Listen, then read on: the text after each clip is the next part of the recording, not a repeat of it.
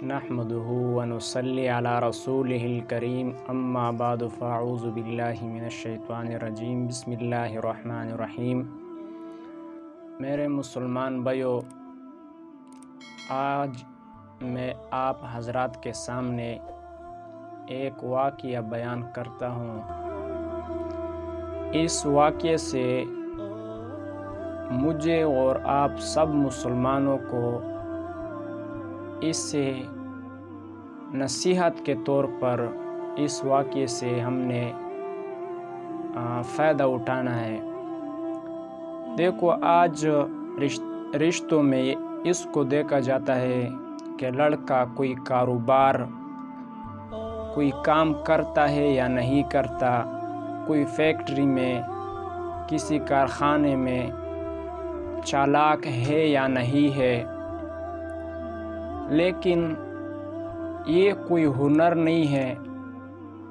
لیکن آج کل معاشرہ اس کو نہیں دیکھتا کہ یہ انسان نماز پڑھتا ہے یا نہیں، روزہ رکھتا ہے یا نہیں، یہ نیک اخلاق اس کے کیسے ہیں، تلاوت، ذکر، اذکار یہ اس کے کس طریقے سے ہیں۔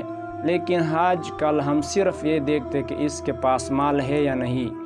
نبی کریم صلی اللہ علیہ وسلم نے فرمایا کہ تم نے اگر کسی عورت سے شادی کرنی ہے تو 4 وجہ سے کرو۔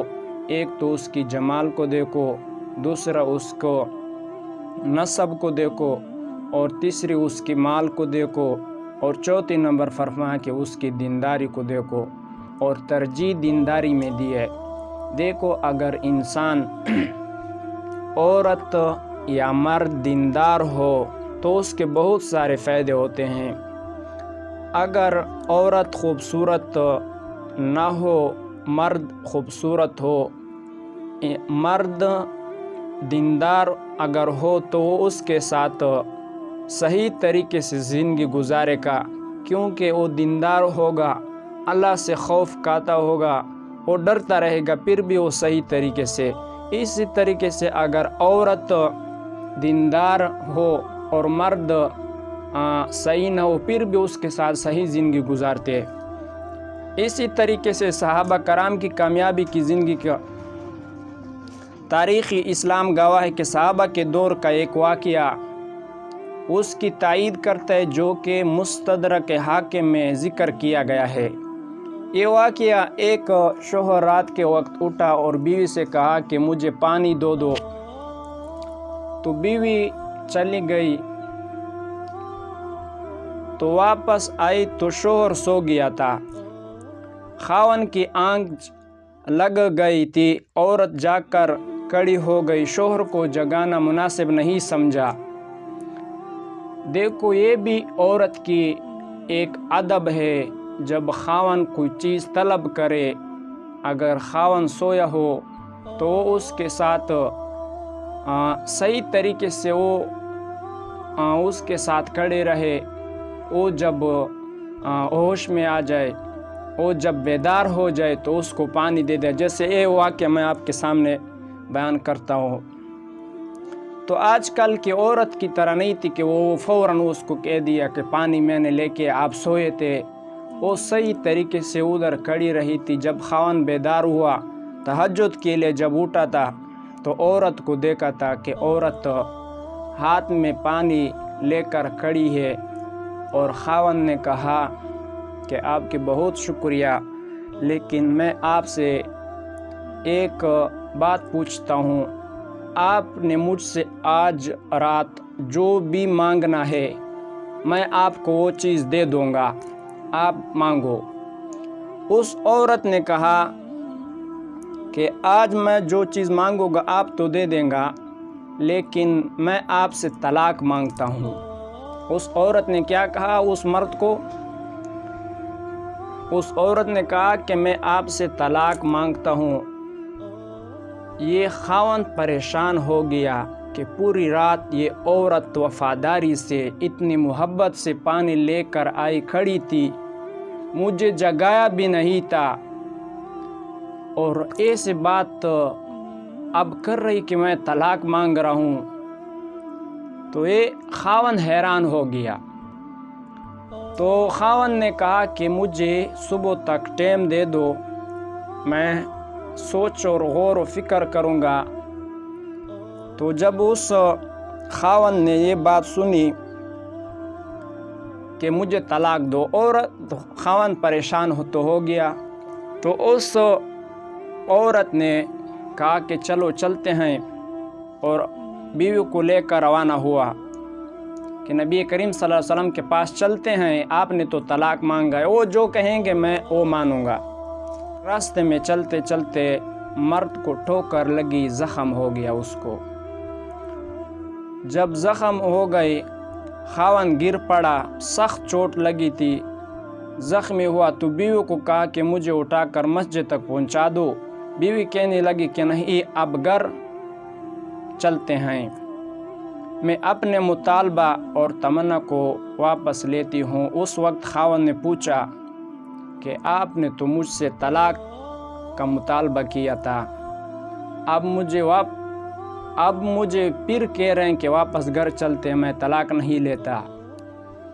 تو عورت نے کہا کہ جب بھی میں نے آپ کے ساتھ شادی کی ہے، اس وقت سے میں آج تک تجھے دیکھ رہا ہوں، صحیح سلامت صحت اللہ نے آپ کو دی ہے۔ میں نے پیغمبر علیہ السلام سے سنا، جس انسان کے اوپر پریشانی نہیں، کوئی تکلیف اور درد نہیں، وہ انسان مردود ہوتا ہے۔ تو میں نے سمجھا کہ میں نیک عورت ہوں، ایسے نہ ہو کہ میں نے جس مرد سے شادی کی ہے وہ مردود ہو۔ لیکن میں نے آج آپ کو دیکھا کہ آپ کو ایک ٹوکر لگی، آپ کو زخم لگا، آپ کو تکلیف ہوا، تو میں نے اپنا مطالبہ چھوڑ دیا۔ تو میرے مسلمان بھائیو دوستو، اس واقعے سے دیکھو عورت کتنی نیک تھی۔ آج کل تو عورتیں، میں قسم سے کہہ رہا ہوں، ایک مرد نے مجھے خود فون کیا ہے کہ مجھے عورت نے کہا کہ آپ داڑھی منڈوا، آپ ابھی جوان ہے۔ اسی طرح ایک عورت کی نہیں، اللہ کی قسم میں اٹھا کر کہتا ہوں، کئی آدمی اسی طرح میں نے دیکھا، جب شادی کی اس نے داڑھی منڈوا دیا ہے۔ یہ دیکھو یہ کیوں منڈوا دیا؟ یہ عورتوں کی فرمائش کی وجہ سے۔ اکثر عورتیں جب خاون کے گھر آ جاتے ہیں تو خاون کو پھر اس مطالبے پہ مجبور کرتے کہ اب شادی ہو گئی، داڑھی منڈوا دے، کیا اپنے مولوی بنا ہے؟